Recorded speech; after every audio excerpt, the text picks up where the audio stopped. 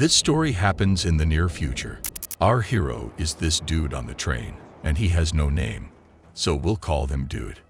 Anyone can tell he's very poor, and his life hasn't been easy. Even so, this dude makes sure to share the little he has with those in need. When he gets off the train, it's the middle of the desert. His first stop is at Greenview Outpost. The place is in terrible shape. The only person who's there is a shabby-looking man who can't get his eyes off the TV set. Trying to get his attention anyway, Dude says he is supposed to meet someone here. He wants to know if maybe that person, the one who is to take him to the compound, has also stopped by. But it's starting to look like this man is either deaf or mute, except that when Dude asks about a bathroom, he's perfectly able to give verbal directions, even if very laconic. A dusty path amid worn-out tents leads to what that guy calls a bathroom. Dude has no choice but to use that horror show. It's not like he's just left the Hilton anyway. Just when he's getting to his business there, footsteps are heard coming his way. Then, a voice asks him if he's the one headed to the compound. Just like the attendant, his driver is a real charmer. He yells at Dude for wasting water and points out they're not at a beauty spa. Yeah, could have fooled me. Wasting no time with the outpost's lack of amenities, the two begin the road trip.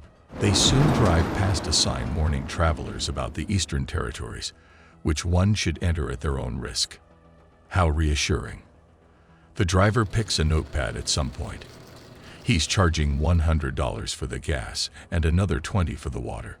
Dude complains that the gas was included in the $200 fee they had previously agreed upon. The man says they can turn back right now if he has a problem with the price. If the company didn't provide the details correctly, it's not his fault. Once again, our poor Dude is left with no choice and just agrees to the ripoff.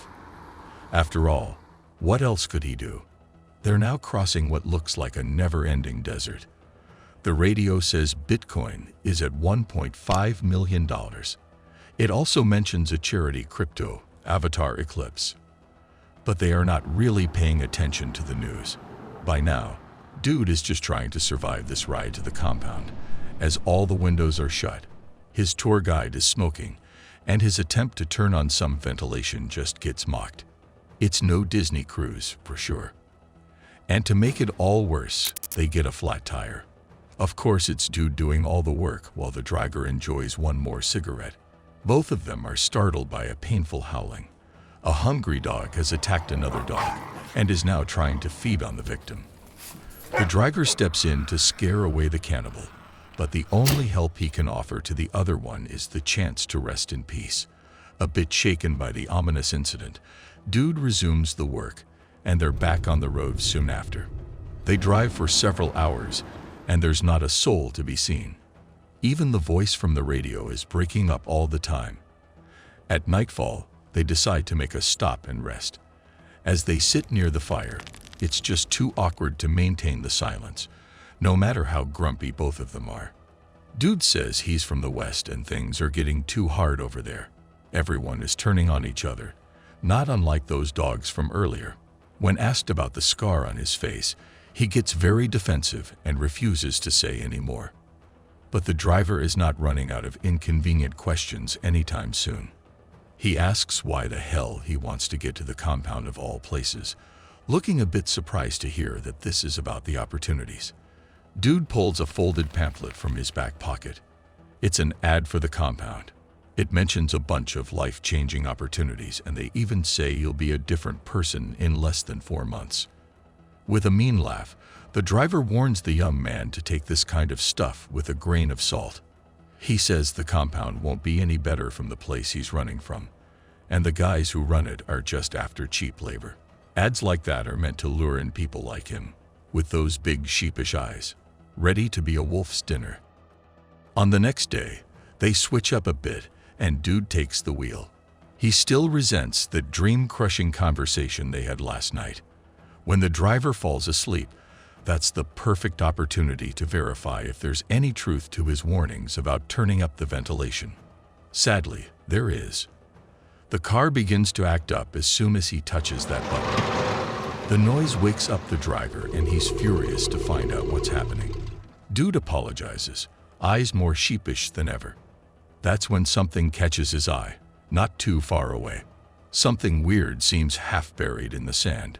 No longer in a hurry, Dude decides to go and check it out. The driver is fixing his own car, for a change, and his patience is already running low. But Dude's expression has changed completely now. He's breathing fast and looking at the thing as if he's fighting the tentacles of hope. Realizing there's no way to keep his companion in the dark for much longer, he tells him to come closer. The driver walks to him, ready to lash out, but as he gets closer, the same metamorphosis takes over his face. There's a shiny rock stuck on the ground. It doesn't turn black with fire, because that's actually gold. To be more specific, they are looking at a colossal gold nugget. Both the car and the compound are immediately forgotten. The two men get to work, digging around that big baby.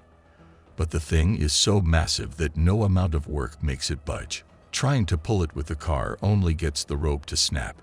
That thing does not move. After hours and hours under the sun with not much progress to show for, they begin to gather wood for the fire. Dude gets worried to hear the driver mention some dogs that have been circling them. Of course, it's now clear that this guy is the voice of doom, but it might be for a reason, as the distant howls seem to be telling him. Once they get to sit down and catch their breath, the magnitude of what just happened finally hits them. The driver laughs for the first time, probably since forever, while Dude jumps up and down with joy. The trip to the shady compound is officially aborted. This is a pair of rich men now. They still gotta get that thing out though. They're gonna need an excavator, and that won't be so easy to get. It takes 2 days to drive to the nearest place where they could find one. Adding an extra day for the arrangements, it's a total of 5 days. There's no way they will leave that gift from the gods half on earth like that for 5 days.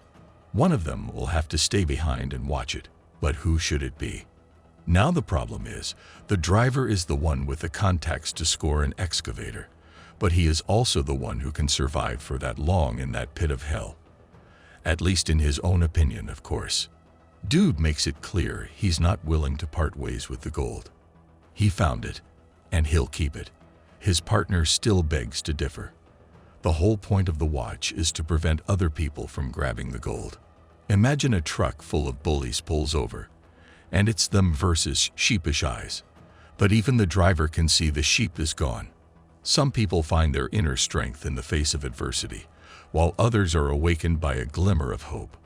So it's decided. Apart from basic provisions, the driver gives him a knife and a sat phone. He says he'll call them from a payphone when he gets to the place.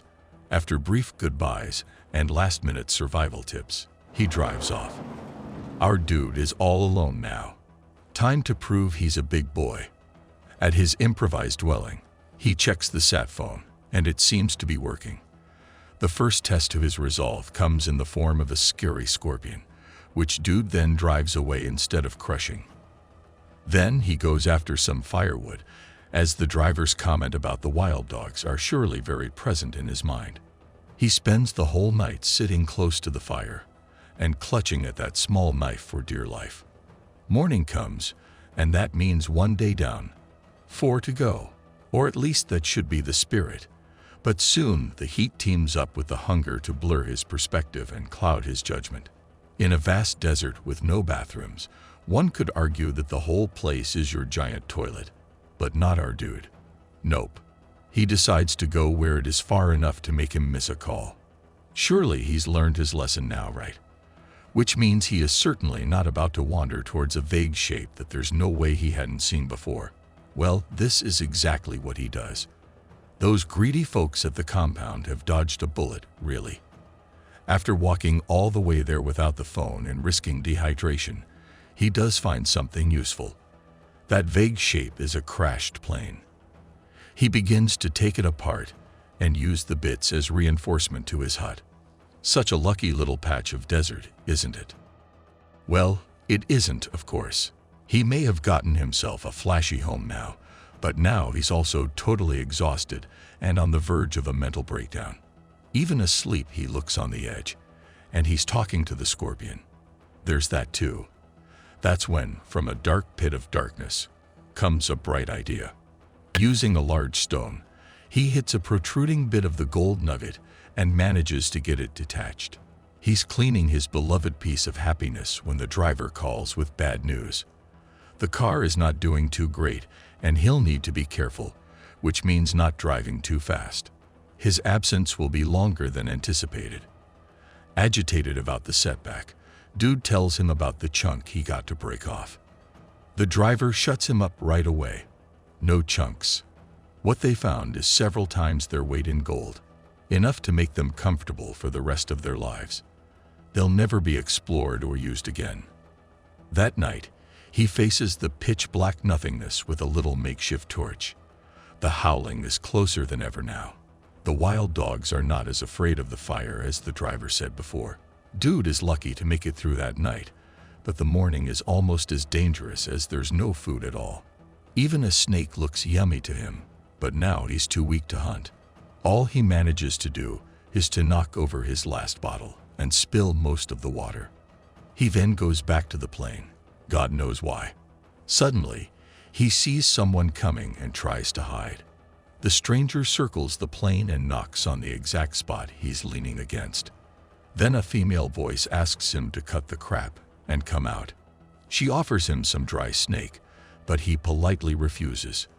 The woman is clearly more prepared for the desert than our dude. She's also very smart, not buying any of his absurd answers to her invasive questions.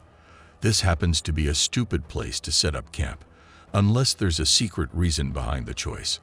When she starts walking fast towards the forbidden spot, Dude panics and begs her to stay near the plane.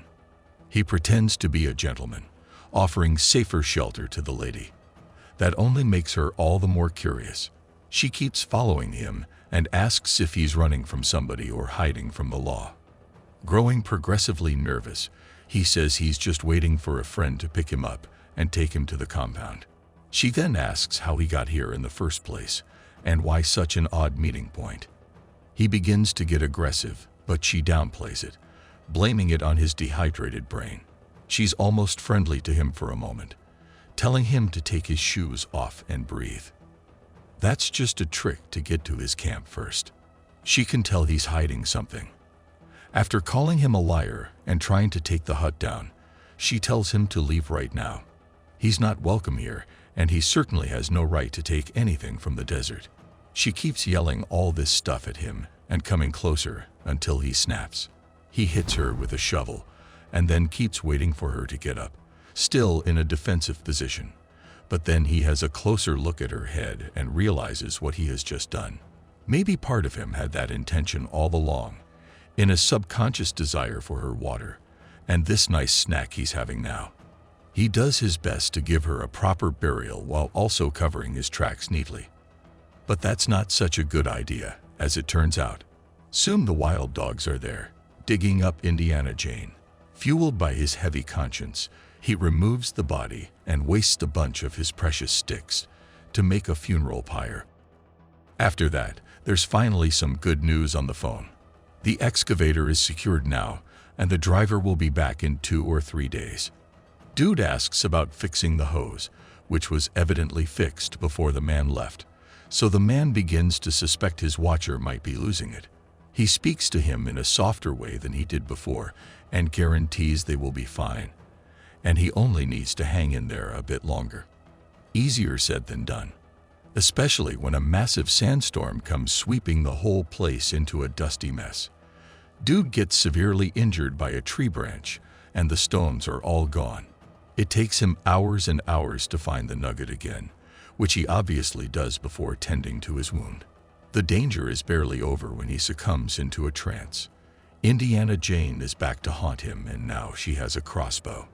Memories blend into new stuff as she keeps talking to him with a friendly but ironical tone.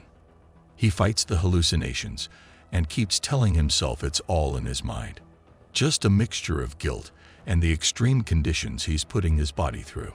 It surely makes perfect sense, but it's not the case here, at least not entirely. The part where she has flames in her eyes is probably only in his head, but there is a real person with him now. She just happens to look exactly like his recent victim. He only realizes that when the woman starts asking about her twin sister. Good thing he didn't say anything like, "Shoo, you ghost. I took care of you." Not that it's much relief to the situation. Just like the first one, this woman can see past his BS, and now he has much more to hide. Before he can plan what to do about her, he passes out. When he comes to, it's almost nighttime, and there's a spooky circle of tiny fires around him. It's like she programmed them to go out very soon. Then the phone rings. The driver says he's close enough to see the smoke. Dude allows himself another shred of hope, but it's too late. The dogs have already entered the circle. His desperate screams are heard by the driver, who is actually very close, but not really moving. In fact, he is watching it all happen from his own camp. He's been doing this for days now, just waiting and watching, until his partner meets one of the many deadly possibilities available. Now he can have all that gold for himself. What he doesn't know is that the twin sister is still around, and she's not a fan of partnerships either. And this is the end. This was a recap of the 2022 movie Gold by Deeper Water Films, starring Zac Efron and Susie Porter. So, what was his biggest mistake? What would you have done in his shoes? Let us know in the comments below with #CinemaRecap. Until next time.